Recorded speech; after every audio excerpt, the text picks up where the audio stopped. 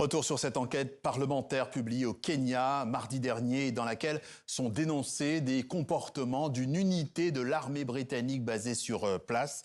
Des soldats accusés notamment de viol, d'agression, mais aussi d'abandon d'enfants. Philippine de Clermont-Tonnerre, Véronique Pérez.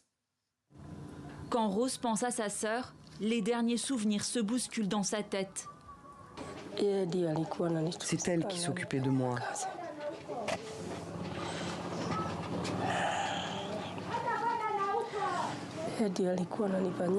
Ça me fait mal de repenser à tout ce qu'elle faisait pour moi. Des moments de bonheur confisqués. C'était en mars 2012. Agnès Wanjiru a 21 ans. Elle vient de donner naissance à une petite fille. Quand 4 mois plus tard, elle disparaît d'un hôtel à Nanyuki, une ville située non loin d'une base de l'armée britannique. 2 mois après, le corps de sa sœur est retrouvé dans la fosse septique de ce même établissement. Rose se souvient du moment où elle a appris la nouvelle. J'ai rencontré ces femmes qui sont venues me voir. Elles pleuraient et gémissaient. J'ai commencé à pleurer en les entendant dire qu'ils l'avaient tuée. L'homme soupçonné du meurtre d'Agnès est un ancien soldat britannique.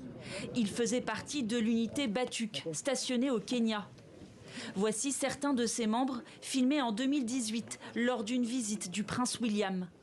Des officiers à la sombre réputation. Viol, agression, abandon d'enfants conçus avec des femmes kenyanes, mais aussi blessures et décès causés par la mauvaise gestion de munitions non explosées. Ces actes, pour lesquels les victimes réclament justice depuis des années, sont listés dans un rapport parlementaire rendu public cette semaine.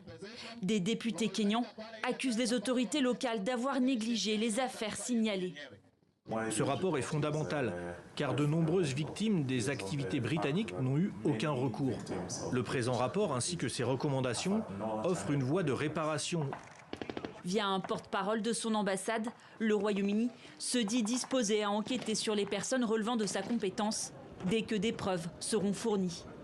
1 mois avant la sortie du rapport, l'homme suspecté du meurtre d'Agnès a été arrêté à Londres. Les autorités britanniques refusent son extradition.